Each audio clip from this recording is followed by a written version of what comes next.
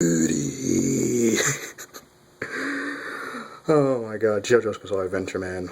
What's up? Finally got an opportunity to do this video. I just finished watching the first 3 episodes of Jojo's Bizarre Adventure, like, literally today.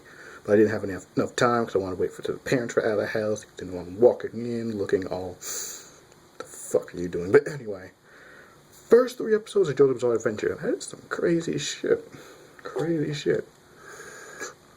Empty. Sucks. But anyway, got my note sheet right here. Start with the shit. Anyway, so Jojo's Bizarre Adventure. Dio's an ass. First episode, Dio's an ass. I was like, and I was notified on how much of an ass he was by the insane Game Freaks videos, but I was like, is this level of assholishness even possible? Because I'm usually a guy who likes trolly assholish characters like Hazama, and because Hazama's just the shit, but Dio is just a I hate this motherfucker. I hate him, and it's good that I hate him. Oh my god. He went up and just kissed, even Date from Batum did not make me hate him this much. But Dante was like, yeah, you're an asshole, whatever. But Dio, it was like, he literally just goes up and kisses his girl. I'm like, Jojo, please be this man. He kicked his goddamn dog. He literally gets off the carriage, just jumps out. It's like, oh yeah, nice to meet you. We hope we can be good friends. Here's my dog. Here, dog comes to lick him. He needs a fucking dog. I mean, oh my god. So, episode one basically shows the difference between Dio and Jojo. And when I first did the video, I got the name switched up or whatever. Jojo lived a lavish lifestyle, silver spoon in mouth. Dio, alcoholic father, and you kind of know where that one's going, because it's not exactly an uncommon story. But anyway, episode 2, and after I finished just hating on the character episode 1, episode 2, they were acting as false friends, and I was just like,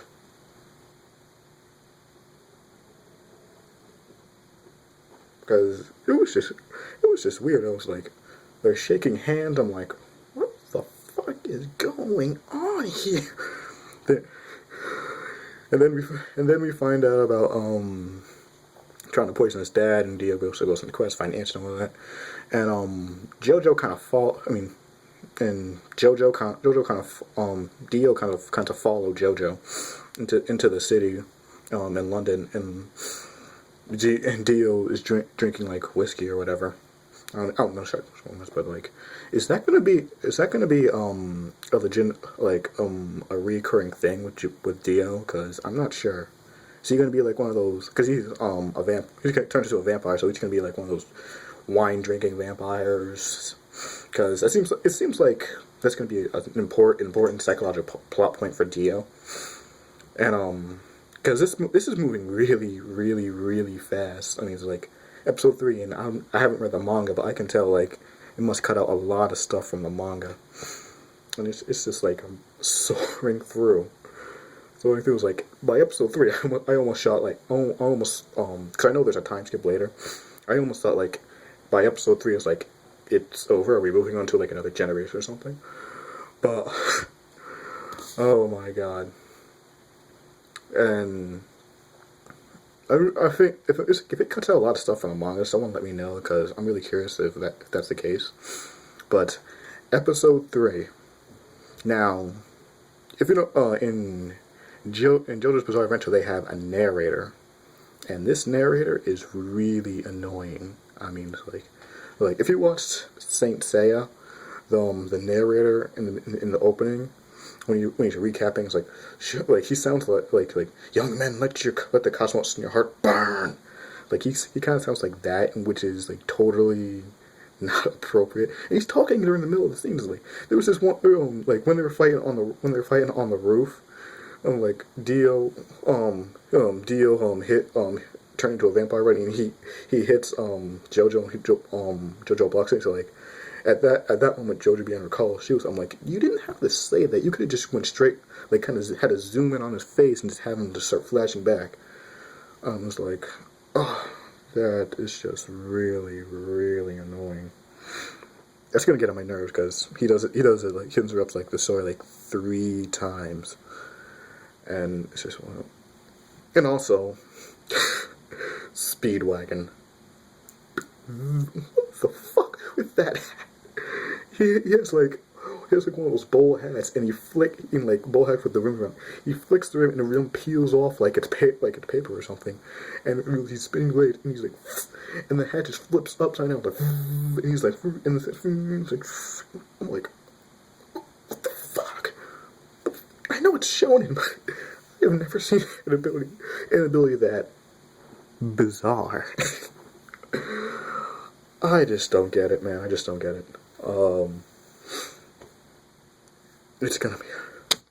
I can tell this is gonna be one of those shonens that's just like I expect. For whatever reason, I'm expecting to be like almost on Gurren Lagann levels of ridiculousness in terms of abilities. Well, Gurren Lagann level, maybe Hunter x Hunter-ish levels of ability because the ability is just fucking weird. Oh, that hat. So going back to the scene with Dio and with Dio and Jojo in the building, and they were fighting in the fire building. How fucking big is that mansion? Because I mean, like, when Dio tackles him through the roof, so he can burn Jojo alive. I'm watching it, and it's like they're falling for a good like 30 minutes. Like they at one point they literally like, he falls down. Jojo like slicks his underneath. Dio falls down like another 10 feet. Then all of a sudden that little he was using a lance at times. The little lance comes out and he brings him back up, and like he grabs him back down, and they fall for like another 10 seconds. I'm like, how goddamn big is your mansion? Like it's all. And there's this thing where Jojo kicks off the wall and Dio in-arms and spears him through like a vampire. And I was like, and then this weirdest shit happens. The building explodes. And you know what happens? No, I don't even know. Wait, I don't even know how the building fracking exploded. The building exploded, and Jojo went flying out, outside of the courtyard, right next to Speedwagon. I'm like, that doesn't make any sense. I'm like,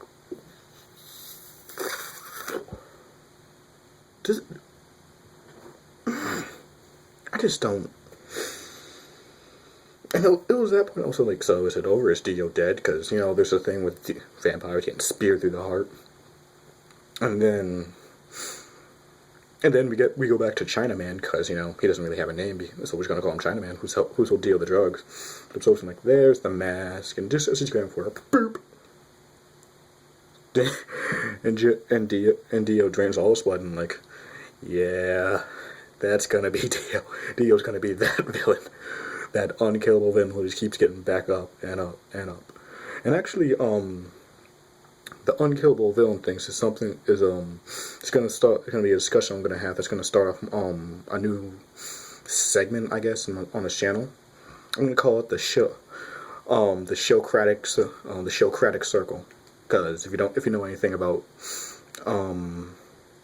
Socratic circles made by Socrates, he would have people in a circle, have like an outer circle. People in circle would be talking amongst themselves on a topic, and the people outside would form questions and ask the questions inside the circle. I can't exactly do that over the internet, but I feel like the shonen Socratics, I feel that'd be a good little pun to put in my discussions. Yeah, I don't really want to just call it discussions. That's be kind of boring, wouldn't it? But anyway, look out for that later. It's This is going to be titled Showcratic Circle Discussions, Unkillable Villains, because one thing I've noticed about unkillable villains, they make shonen a lot more interesting. Like, in series that I've noticed that don't have unkillable villains, they're not as interesting as like ones with big villains that are seemingly unfucking stoppable. Like Madaka Box is to me anyway, is like 10 times more interesting than Fairy Tail, which has never had an actual decent villain. And sorry if I keep moving my head. That light, yeah. I'm testing things with my lighting and my setup. So, but anyway, look out for that. That's all I have for today. I'm glad I had some time to make this video. I don't know how much time. I don't even know when that credit. Like, if I'm unlucky, that discussion video on unkillable villains will be up like January 3rd-ish. So it's whatever. All right, see ya, people. And I still have no ending.